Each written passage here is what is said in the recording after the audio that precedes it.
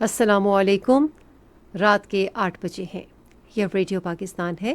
خبرنامے کے ساتھ حاضر ہیں حمیرہ رانا اور نعیم زبیری۔ پہلے اہم خبروں کا خلاصہ۔ وزیر اعظم نے شام سے وطن واپسی کے خواہش مند پاکستانیوں کی بحفاظت اور فوری واپسی کے لیے لائحہ عمل وضع کرنے کی ہدایت کی ہے۔ پاکستان اور افغانستان نے باہمی مفاد پر مبنی تعلقات کو فروغ دینے پر اتفاق کیا ہے۔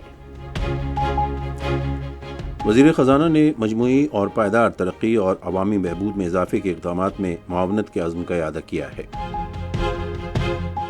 تعلیم، مذہبی امور اور اطلاعات کے وزراء نے آج اسلام آباد میں علماء مشائخ کے اجلاس سے خطاب کرتے ہوئے دینی مدارس کے اندراج اور ان کی اصلاحات کی اہمیت کو اجاگر کیا۔ نیب کے چیئرمین نے کہا ہے کہ ادارہ بدعنوانی کی روک تھام اور قومی وسائل کے تحفظ میں اہم کردار ادا کر رہا ہے۔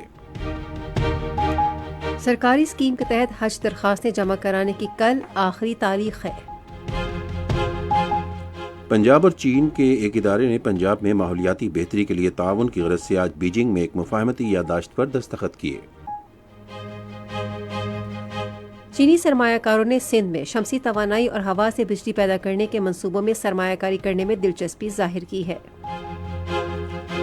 بھارت کے غیر قانونی زیر قبضہ جموں و کشمیر میں کل جماعتی حریت کانفرنس نے عالمی برادری پر زور دیا ہے کہ وہ اقوام متحدہ کی متعلقہ قراردادوں کے مطابق تنازع کشمیر کو حل کرنے میں اپنا کردار ادا کرے۔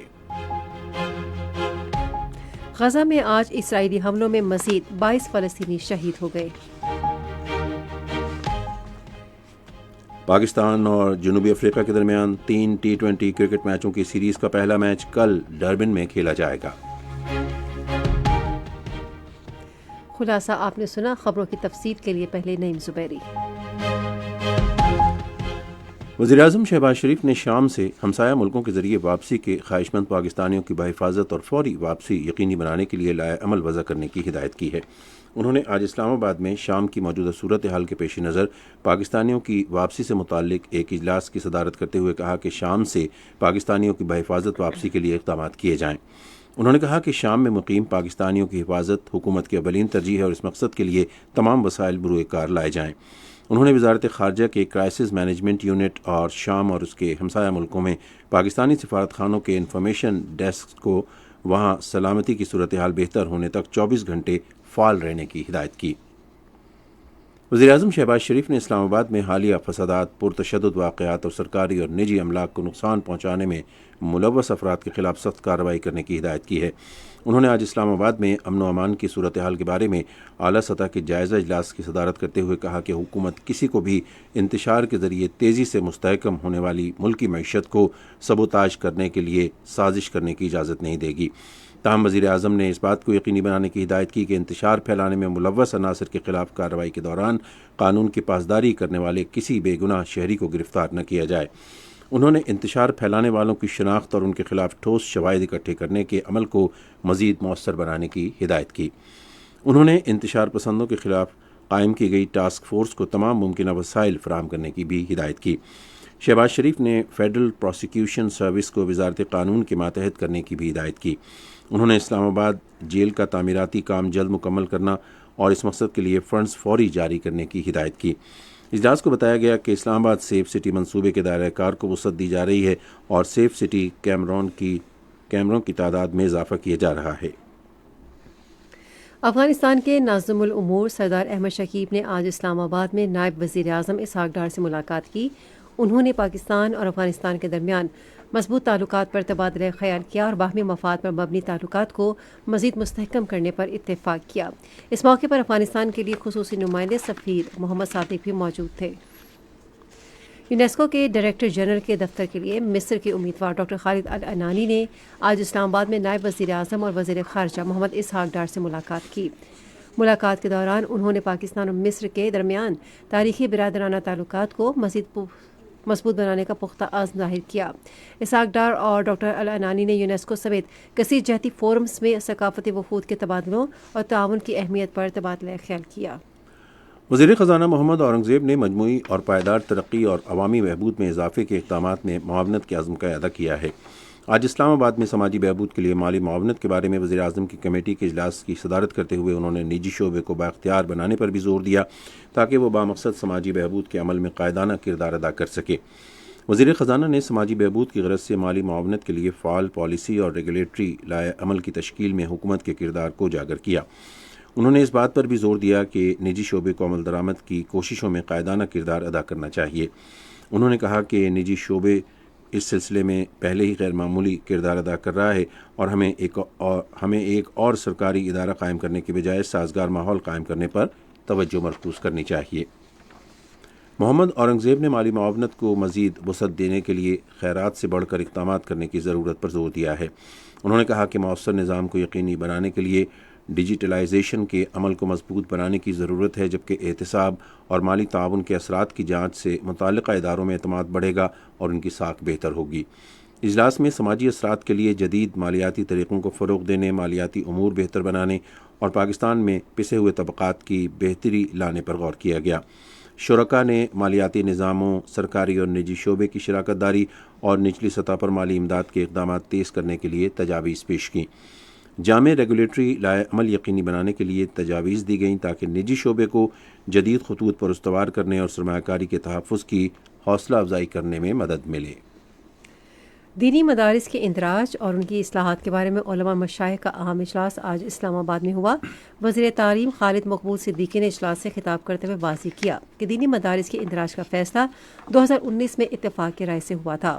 انہوں نے کہا کہ اس کا مقصد دینی مدارس کو کنٹرول کرنا نہیں بلکہ اس بات کو یقینی بنانا تھا کہ پورا ملک ان سے استفادہ کر سکے۔ وزیر مذہبی امور چودھری صالح حسین نے کہا کہ وہ دینی مدارس کے طلباء کے بہتر مستقبل کے لیے اپنی کوششیں جاری رکھیں گے۔ انہوں نے کہا کہ ان طلباء کے لیے جدید تعلیم بھی ضروری ہے۔ وزیر اطلاعات و ارشاد عطا اللہ تارڑ نے کہا ہے کہ دینی مدارس کے وزارت تعلیم کے ساتھ رجسٹریشن کے مثبت نتائج برآمد ہونا شروع ہو گئے ہیں۔ انہوں نے کہا کہ دینی مدارس کے طلباء اب سائنس اور انفارمیشن ٹیکنالوجی سمیت مختلف شعبوں میں نمایاں کارکردگی کا مظاہرہ کر رہے ہیں۔ انہوں نے کہا کہ رجسٹریشن کا طریقہ کار تمام مکاتب فکر کے علماء کرام سے تفصیلی مشاورت کے بعد وضع کیا گیا۔ انہوں نے کہا کہ اس کا بنیادی مقصد دینی مدارس کے طلباء کو قومی دھارے میں لانا ہے۔ انہوں نے اس حوالے سے علماء کرام کے تعاون کو سراہا۔ وزیر اطلاعات نے کہا کہ ہم اس معاملے پر جمعیت علماء اسلام فے کے سربراہ مولانا فضل الرحمان کی تجاویز بھی سنیں گے۔ انہوں نے کہا کہ ہماری کوشش ہے کہ ایک ایسا حل نکالا جائے جو سب کے لیے قابل قبول ہو۔ مذہبی تعلیم کے ڈائریکٹر جنرل غلام قمر نے اجلاس سے خطاب کرتے ہوئے معاشرے کے نادار طبقوں کے بچوں کی تعلیم کے لیے مدارس کے کردار کا اعتراف کیا۔ انہوں نے کہا کہ 18,600 مدارس نے اپنا اندراج کرایا ہے۔ انہوں نے مزید کہا کہ ہم مدارس کو اساتذہ بھی فراہم کر رہے ہیں۔ اس سال مدارس کے 2500 طلباء کو فنی تربیت دی گئی۔ تمام مکاتب فکر سے تعلق رکھنے والے علماء دین نے اجلاس میں شرکت کی۔ وزیر داخلہ محسن نقوی نے آج لاہور میں جامعہ اشرفیہ کا دورہ کیا اور وفاق المدارس کے سرپرست اعلیٰ مولانا فضل رحیم اشرفی اور دیگر علماء کرام سے ملاقات کی۔ ملاقات کے دوران دینی مدارس سے متعلق بل کے حوالے سے تفصیلی تبادلہ خیال کیا گیا۔ وزیر داخلہ نے مدارس کے معاملات کے بارے میں مثبت کردار کی یقین دہانی پر مولانا فضل رحیم کا شکریہ ادا کیا۔ یہ خبریں آپ ریڈیو پاکستان سے سن رہے ہیں۔ صدر آصف علی زرداری اور وزیر اعظم محمد شہباز شریف نے ہر سطح پر بدعنوانی کی لعنت کو جڑ سے اکھاڑ پھینکنے کے حکومتی عزم کا اعادہ کیا ہے۔ آج منائے جانے والے انسداد بدعنوانی کے عالمی دن کے موقع پر اپنے الگ الگ پیغامات میں انہوں نے کہا کہ یہ دن بدعنوانی کے خلاف جنگ، شفافیت کو فروغ دینے اور احتساب کو یقینی بنانے کے لیے تمام اقوام کی اجتماعی ذمہ داری کی یاد دہانی کا کام کرتا ہے۔ آصف علی زرداری نے کہا کہ بدعنوانی سے عوام کا اعتماد مجروح ہوتا ہے، اہم وسائل کا ضیاع ہوتا ہے اور سماجی اور اقتصادی ترقی میں رکاوٹیں پیدا ہوتی ہیں۔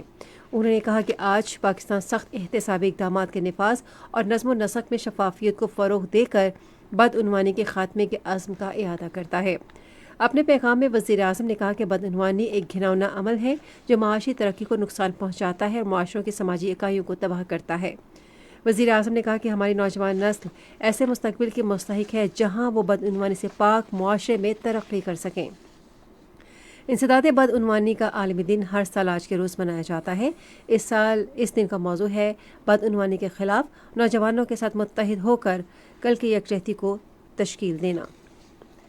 قومی احتساب بیورو بدعنوانی کی روک تھام اور قومی وسائل کے تحفظ میں اہم کردار ادا کر رہا ہے۔ یہ بات chairman NAB lieutenant general retired Nazir Ahmed نے آج اسلام آباد میں ایک تقریب سے خطاب کرتے ہوئے کہی۔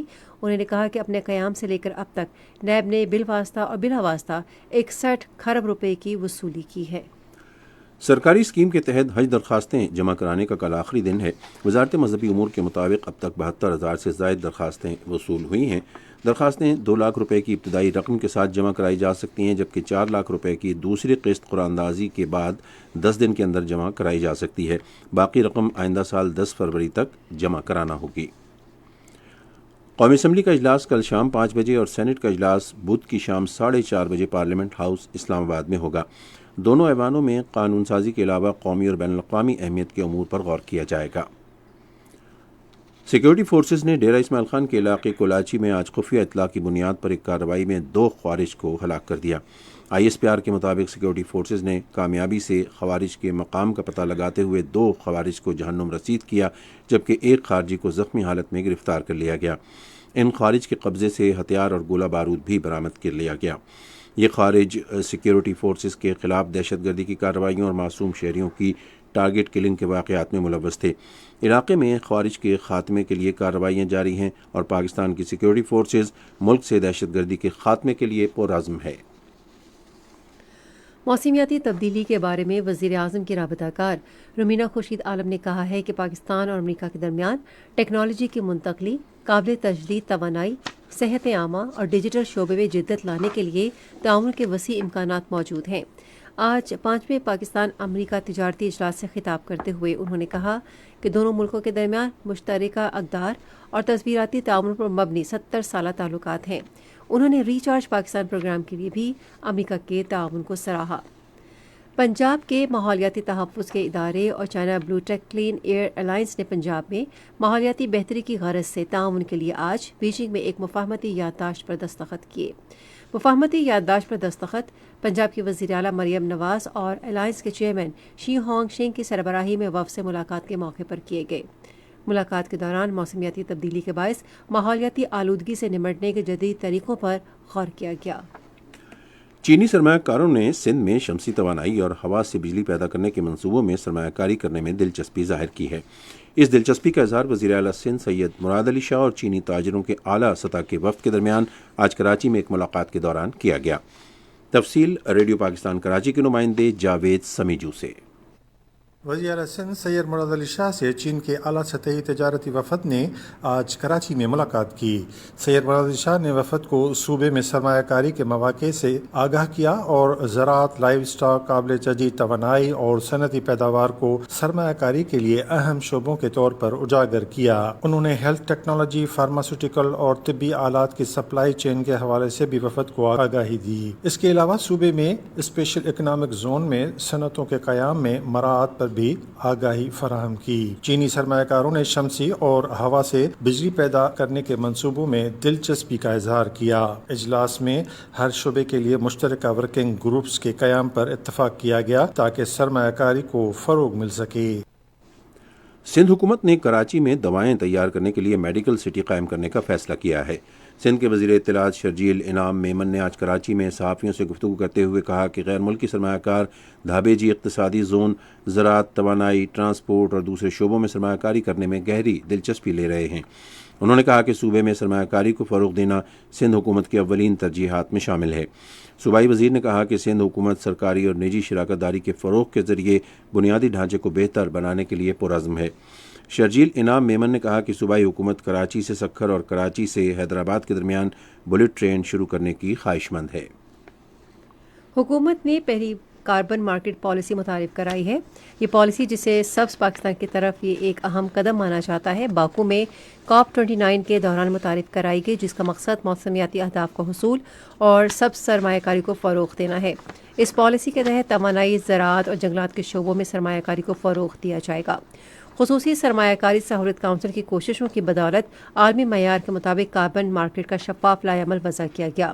ان کاربن مارکیٹس کے ذریعے کاروباری اداروں کو ماحول دوست ٹیکنالوجیز کو اپنانے اور زہریلی گیسوں کے اخراج کو کم کرنے کی ترغیب دی جائے گی۔ عالمی سرمایہ کاروں اور تنظیموں کو پاکستان کی کاربن مارکیٹ میں اشتراک عمل کی دعوت دی گئی ہے۔ ایف سی بلوچستان نارتھ نے اسمگلنگ کے خلاف بڑی کارروائی کی ہے۔ اسمگلرز 19 گاڑیوں میں خفیہ راستوں سے اسمگل شدہ سامان لے جا رہے تھے۔ ان کے قبضے سے کپڑا، سگریٹ، خشک دودھ، ٹائر، کمبل، خوردنی تیل، چائنا سالٹ اور دوسری اشیاء برآمد ہوئیں۔ ان اشیاء کی مالیت 32 کروڑ روپے سے زائد ہے، جنہیں ضروری قانونی کارروائی کے بعد کسٹم حکام کے حوالے کر دیا گیا۔ یہ خبریں ریڈیو پاکستان سے نشر کی جا رہی ہیں۔ بھارت کے غیر قانونی زیر قبضہ جموں و کشمیر میں کل جماعتی حریت کانفرنس نے عالمی برادری پر زور دیا ہے کہ وہ اقوام متحدہ کی متعلقہ قراردادوں اور کشمیری عوام کی خواہشات کے مطابق تنازع کشمیر کو حل کرنے میں اپنا کردار ادا کرے۔ کل جماعتی حریت کانفرنس کے ترجمان نے آج سری نگر میں ایک بیان میں مقبوضہ جموں و کشمیر میں بھارتی فورسز کی طرف سے بڑے پیمانے پر جاری انسانی حقوق کی خلاف ورزیوں اور کشمیریوں کی جبری گرفتاریوں کی شدید مذمت کی۔ انہوں نے مسرت عالم بٹ، شبیر احمد شاہ، محمد یاسین ملک اور آسیہ اندرابی سمیت ہزاروں کشمیری سیاسی قیدیوں کی حالت زار کو اجاگر کرتے ہوئے ان کی جیلوں سے فوری رہائی کا مطالبہ کیا۔ ادھر مقبوضہ علاقے میں چسپاں کیے گئے پوسٹروں میں بے گناہ کشمیریوں، بالخصوص نوجوانوں کو جعلی مقابلوں اور محاصرے اور تلاشی کی کارروائیوں کے دوران شہید کرنے اور شہداء کے خاندانوں کو اپنے پیاروں کی مناسب تدفین کی اجازت نہ دیے جانے کی مذمت کی گئی ہے۔ آج نسل کشی کی روک تھام کے عالمی دن کے موقع پر کشمیر میڈیا سروس کی جانب سے جاری کی گئی ایک رپورٹ میں مودی حکومت کے تحت بھارت اور مقبوضہ کشمیر میں مسلمانوں کو درپیش نسل کشی کے بڑھتے ہوئے خطرات پر تشویش کا اظہار کیا گیا۔ رپورٹ میں کہا گیا ہے کہ ہندتوا کے رہنما مسلمانوں کے بڑے پیمانے پر قتل عام کی کھلم کھلا حمایت کر رہے ہیں۔ غزہ کے مختلف علاقوں میں آج اسرائیلی حملوں میں مزید 22 فلسطینی شہید ہو گئے۔ گزشتہ سال اکتوبر سے اب تک غزہ میں اسرائیلی جارحیت کے باعث شہید فلسطینیوں کی تعداد 44,700 سے تجاوز کر گئی ہے۔ شام کی صورتحال پر غور کے لیے اقوام متحدہ کی سلامتی کونسل کا ہنگامی اجلاس آج ہوگا۔ اجلاس میں موجودہ صورتحال کے اثرات کا جائزہ لیا جائے گا۔ ترکیہ کے جنوب مغربی صوبے اسپارٹا میں آج ایک فوجی ہیلی کاپٹر گر کر تباہ ہو گیا، جس کے نتیجے میں 5 فوجی ہلاک اور ایک شدید زخمی ہو گیا۔ ترکیہ کی وزارت دفاع کے مطابق ہیلی کاپٹر تربیتی پرواز کے دوران گر کر تباہ ہوا۔ آپ سن رہے ہیں ریڈیو خبرنامہ۔ ریڈیو خبرنامے میں اب پیش ہیں کھیلوں کی خبریں۔ آئیے سنتے ہیں حمیرہ رانا سے۔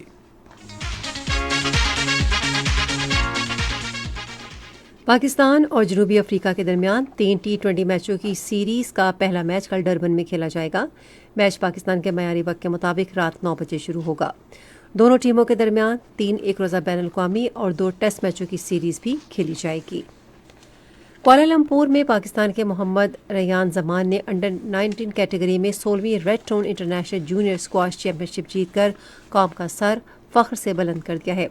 سابق عالمی اسکواش چیمپئن شپ قمر زمان کے پوتے اور سابق چیمپئن منصور زمان کے صاحبزادے محمد ریان زمان نے فائنل میں ملیشیا کے سائن ندیس کو 11-7 11-5 اور 11-7 کے ساتھ 3-0 سے شکست دی۔ اس چیمپئن شپ میں دنیا بھر سے اسکواش کے بہترین نوجوان کھلاڑیوں نے شرکت کی۔ قائد-اعظم گیمز 2024 جمعے سے پاکستان اسپورٹس کمپلیکس اسلام آباد میں شروع ہوں گے۔ ان کھیلوں میں پنجاب، سندھ، بلوچستان، خیبر پختونخوا، گلگت بلتستان، آزاد جموں کشمیر اور اسلام آباد کی نمائندگی کرتے ہوئے ملک بھر سے ایتھلیٹ شرکت کریں گے۔ Athletics, badminton, boxing, football, hockey, judo, kabaddi, karate, squash, swimming, table tennis, taekwondo, volleyball, weightlifting اور ریسلنگ سمیت مختلف 15 کھیلوں میں حصہ لیں گے۔ مرد خواتین ایتھلیٹس انفرادی اور ٹیم مقابلوں میں حصہ لیں گے۔ پاکستان اسپورٹس بورڈ نے بہترین کارکردگی دکھانے والے ایتھلیٹس کے لیے 2 کروڑ روپے کے نقد انعامات کا اعلان کیا ہے۔ بلوچستان کے گورنر جعفر خان مندوخیل نے مقامی ایتھلیٹس کی صلاحیت کو بروئے کار لانے اور پاکستان کے مثبت تشخص کو اجاگر کرنے کے لیے ایک جامع ترقیاتی حکمت عملی وضع کرنے کی ضرورت پر زور دیا ہے۔ انہوں نے بات ہنہ میں جھیل میں حیات اللہ خان درافی اسپورٹس اکیڈمی کی جانب سے منعقدہ کشتی رانی کے مقابلوں کے موقع پر کہی۔ انہوں نے کہا کہ کھیلوں کی سہولیات میں عالمی معیار کی مطلوبہ ضروریات کو پورا کرنا ناگزیر ہے۔ قومی چیمپئن شپ کشتی رانی مقابلوں میں کھلاڑیوں نے اپنی مہارتوں کا مظاہرہ کیا اور شائقین سے داد وصول کی۔ پاک فوج کے زیر نگرانی 52ویں قومی ایتھلیٹکس چیمپئن شپ ایوب اسٹیڈیم ملتان میں منعقد ہوئی۔ چیمپئن شپ میں ملک بھر سے 600 ایتھلیٹس نے حصہ لیا۔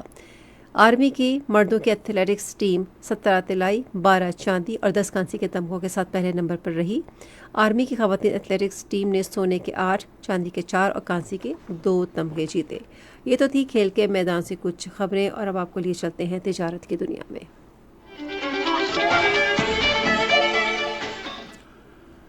پاک فوج اور سول انتظامیہ کے تعاون سے گوادر یونیورسٹی میں 2 روزہ کاروبار گالا کا انعقاد کیا گیا۔ ایونٹ کا مقصد علاقے میں کاروباری صلاحیت کو فروغ دینا ہے۔ مختلف تعلیمی اداروں کے طلباء نے گالا میں اسٹال لگائے، جن میں کاروباری نمائش، نئے کاروبار اور مقامی کاروبار کے اسٹالز شامل تھے، جن میں جدید مصنوعات اور خدمات نمائش کے لیے رکھی گئی تھیں۔ پاکستان اسٹاک ایکسچینج میں آج تیزی کا رجحان دیکھا گیا۔ KSE 100 انڈیکس 916 پوائنٹس کے اضافے کے بعد مارکیٹ کے اختتام پر 1,09,970 پوائنٹس پر بند ہوا۔ مجموعی تجارتی حجم 1,597 ملین سے زائد حصص ریکارڈ کیا گیا، جبکہ کل 1,697 ملین سے زائد حصص کا لین دین ہوا تھا۔ آج کے الیکٹرک لمیٹڈ کمپنی کے سب سے زیادہ 164 ملین سے زائد حصص کا کاروبار ہوا۔ آج مجموعی طور پر 467 کمپنیوں کے حصص کا لین دین ہوا، جس میں سے 278 کمپنیوں کے حصص کی قیمتوں میں اضافہ، 158 میں کمی، جبکہ 31 کمپنیوں کے حصص کی قیمتوں میں استحکام دیکھا گیا۔ نیسلے پاکستان لمیٹڈ کمپنی کے حصص کی قیمتوں میں سب سے زیادہ 671 روپے 59 پیسے کا اضافہ، جبکہ لکی کور انڈسٹریز لمیٹڈ کے حصص کی قیمتوں میں 47 روپے 84 پیسے کی کمی ہوئی۔ نیشنل بینک کے اعلان کے مطابق روپے اور دیگر غیر ملکی کرنسیوں کے درمیان شرح تبادلہ یہ رہی: امریکی ڈالر قیمت خرید 277 روپے 90 پیسے اور قیمت فروخت 278 روپے 40 پیسے، پاؤنڈ اسٹرلنگ 353 روپے 46 پیسے اور 354 روپے 10 پیسے، یورو 292 روپے 71 پیسے اور 293 روپے 24 پیسے، سعودی ریال 73 روپے 95 پیسے اور 74 روپے 8 پیسے، UAE درہم 76 روپے 16 پیسے اور 76 روپے 30 پیسے، جاپانی ین قیمت خرید 1 روپے 85 پیسے اور قیمت فروخت 1 روپے 86 پیسے۔ آج کراچی میں 10 گرام سونے کی قیمت 2,41,002 روپے رہی۔ کراچی پورٹ ٹرسٹ پر گزشتہ 24 گھنٹے کے دوران 2,37,186 میٹرک ٹن سامان کی نقل و حمل ہوئی، جس میں سے 98,477 میٹرک ٹن برآمدی اور 1,38,709 میٹرک ٹن درآمدی سامان شامل تھا۔ یہ تھیں کچھ اہم تجارتی خبریں، اور تجارتی خبروں کے بعد ریڈیو خبرنامے میں شامل کرتے ہیں کچھ خبریں فن کی دنیا سے متعلق۔ Arts council of Pakistan Karachi میں 17ویں عالمی اردو کانفرنس کے چوتھے اور آخری روز معروف فنکارہ بشرا انصاری کے ساتھ ایک خصوصی نشست کا اہتمام کیا گیا۔ کانفرنس کی میزبانی نامور اداکار عمران اشرف نے کی۔ اس نشست میں بشرا انصاری کی زندگی اور فنی سفر پر بات چیت کی گئی، جسے حاضرین نے بے حد پسند کیا۔ حاضرین کی بڑی تعداد اپنے پسندیدہ فنکاروں کو دیکھنے اور سننے کے لیے آرٹس کونسل میں موجود تھی۔ آرٹس کونسل کے صدر محمد احمد شاہ نے بشرا انصاری کو کروڑوں دلوں کی دھڑکن قرار دیتے ہوئے ان کی فنکارانہ مہارت کا اعتراف کیا۔ اور ضلع چترال سمیت وادی کیلاش میں تاریخی کوموس میلہ شروع ہو گیا ہے، جو 15 روز جاری رہے گا۔ خیبر پختونخوا کے ثقافت و سیاحت کے ادارے کی ڈائریکٹر جنرل تاشفین حیدر کی ہدایات کے تحت غیر ملکی اور مقامی سیاحوں کی سہولت کے لیے چترال شہر اور دیربالا میں سیاحوں کے معلوماتی مراکز کو فعال کر دیا گیا ہے۔ کیلاش کے لوگوں نے نئے سال کی تقریبات کے حصے کے طور پر میلے میں مختلف رسومات ادا کیں۔ انہوں نے روایتی نغمے اور رقص بھی پیش کیا۔ میلہ اس ماہ کی 22 تاریخ کو ختم ہوگا۔ یہ تو تھی فن کی دنیا سے کچھ خبریں، اور اب کچھ خبریں سنتے ہیں سائنس سے متعلق نعیم زبیری سے۔ امریکی خلائی ادارے ناسا نے چاند پر خلا نورد دوبارہ بھجوانے کے اپنے منصوبوں میں مزید تاخیر کا اعلان کیا ہے۔ ناسا کے سربراہ بل نیلسن نے کہا ہے کہ آرٹیمس پروگرام کا دوسرا مشن اب اپریل 2026 میں بھیجا جائے گا۔ امریکہ نے آخری مرتبہ 1972 میں چاند پر اپنے خلا نورد اتارے تھے۔ ان 52 برسوں میں کوئی بھی امریکی حکومت دوبارہ چاند پر کوئی مشن بھیجنے کے قابل نہیں ہوئی ہے۔ دنیا 2 سال سے جاری مذاکرات کے بعد بھی پلاسٹک کی آلودگی پر قابو پانے کے لیے کسی معاہدے پر نہ پہنچ سکی۔ جنوبی کوریا میں 200 سے زائد ممالک کے نمائندے اس مسئلے کا کوئی حل نکالنے میں ناکام رہے ہیں۔ فاسل فیولز سے بننے والے پلاسٹک سے ایک اندازے کے مطابق 5% زہریلی گیسوں کا اخراج ہو رہا ہے۔ اس مسئلے پر قابو پا کر موسمیاتی تبدیلیوں سے نمٹنے میں بہت حد تک مدد مل سکتی ہے۔ لاکھوں ٹن پلاسٹک کے سمندر میں گرنے سے سمندری حیات اور ماحول کو شدید خطرات لاحق ہیں۔ موسم کی تازہ ترین صورتحال جانتے ہیں ماہر موسمیات محمد جنید سے۔ موسم کی تازہ ترین صورتحال کے مطابق ملک کے بیشتر علاقوں میں موسم خشک اور مطلع صاف ہے۔ آئندہ 24 گھنٹوں کے دوران ملک کے بیشتر علاقوں میں موسم سرد اور خشک، جبکہ پہاڑی علاقوں میں صبح اور رات کے اوقات میں شدید سرد رہنے کا امکان ہے۔ اسلام آباد، خیبر پختونخوا، بالائی پنجاب کے میدانی علاقوں میں صبح کے اوقات میں کہرا پڑنے کی بھی توقع ہے۔ اس کے علاوہ جنوبی پنجاب اور بالائی سندھ میں بعض مقامات پر صبح اور رات کے اوقات میں ہلکی دھند چھائے رہنے کی توقع ہے۔ گزشتہ 24 گھنٹوں کے دوران ملک کے بیشتر علاقوں میں موسم سرد اور خشک، جبکہ پہاڑی علاقوں میں شدید سرد رہا۔ آج سب سے کم درجہ حرارت لیہ میں -13 ڈگری سینٹی گریڈ ریکارڈ کیا گیا۔ اس کے علاوہ گوپیس میں -7، اسکردو، قلات -5، کوئٹہ، استور، مالم جبہ -4، دیر اور بگروٹ میں -2 ڈگری سینٹی گریڈ ریکارڈ کیا گیا۔ دیگر اہم شہروں کی کم سے کم درجہ حرارت کی تفصیل: اسلام آباد میں 0 ڈگری سینٹی گریڈ، مری -1، لاہور 7، کراچی 11، پشاور 4، مظفر آباد 4، گلگت -2، سری نگر -3، جموں 7، پلوامہ -4، اننت ناگ -3 اور شوپیاں میں -4 ڈگری سینٹی گریڈ ریکارڈ کیا گیا۔ خبرنامہ ختم کرنے سے پہلے اہم خبروں کا خلاصہ ایک بار پھر سماعت کیجیے۔ وزیر اعظم نے شام سے وطن واپسی کے خواہش مند پاکستانیوں کی بحفاظت اور فوری واپسی کے لیے لائحہ عمل وضع کرنے کی ہدایت کی ہے۔ پاکستان اور افغانستان نے باہمی مفاد پر مبنی تعلقات کو فروغ دینے پر اتفاق کیا ہے۔ وزیر خزانہ نے مجموعی اور پائیدار ترقی اور عوامی بہبود میں اضافے کے اقدامات میں معاونت کے عزم کا اعادہ کیا ہے۔ تعلیم، مذہبی امور اور اطلاعات کے وزراء نے آج اسلام آباد میں علماء مشائخ کے اجلاس سے خطاب کرتے ہوئے دینی مدارس کے اندراج اور ان کی اصلاحات کی اہمیت کو اجاگر کیا۔ نیب کے چیئرمین نے کہا ہے کہ ادارہ بدعنوانی کی روک تھام اور قومی وسائل کے تحفظ میں اہم کردار ادا کر رہا ہے۔ سرکاری اسکیم کے تحت حج درخواستیں جمع کرانے کی کل آخری تاریخ ہے۔ پنجاب اور چین کے ایک ادارے نے پنجاب میں ماحولیاتی بہتری کے لیے تعاون کی غرض سے آج بیجنگ میں ایک مفاہمتی یادداشت پر دستخط کیے۔ چینی سرمایہ کاروں نے سندھ میں شمسی توانائی اور ہوا سے بجلی پیدا کرنے کے منصوبوں میں سرمایہ کاری کرنے میں دلچسپی ظاہر کی ہے۔ بھارت کی غیر قانونی زیر قبضہ جموں کشمیر میں کل جماعتی حریت کانفرنس نے عالمی برادری پر زور دیا ہے کہ وہ اقوام متحدہ کی متعلقہ قراردادوں کے مطابق تنازع کشمیر کو حل کرنے میں اپنا کردار ادا کرے۔ غزہ میں آج اسرائیلی حملوں میں مزید 22 فلسطینی شہید ہو گئے۔ پاکستان اور جنوبی افریقہ کے درمیان 3 T20 کرکٹ میچوں کی سیریز کا پہلا میچ کل ڈربن میں کھیلا جائے گا۔ خبرنامہ آپ نے سنا۔ پینل انجینئر تھے نوید اکرم، سپروائزر شعبہ اردو شاہ رخ عثمانی، مدیر ہوم ڈیسک نور حسین چنڈ، مدیر فورن ڈیسک فریحہ حسن، مدیر اعلیٰ سعید احمد قریشی، نگران اعلیٰ امان اللہ سپرا، پیشکش شعبہ خبر ریڈیو پاکستان۔ مزید خبروں اور تجزیوں کے لیے ہماری ویب سائٹ ہے radio.gov.pk اور آپ ریڈیو پاکستان کے آفیشیل فیس بک پیج ریڈیو پاکستان نیوز پر خبرنامے کی براہ راست ویڈیو سٹریمنگ بھی ملاحظہ کر سکتے ہیں۔ اس کے ساتھ ہی نعیم زبیری اور حمیرہ رانا اپنی نیوز ٹیم کے ہمراہ آپ سے چاہیں گے اجازت۔ اللہ حامی و ناصر۔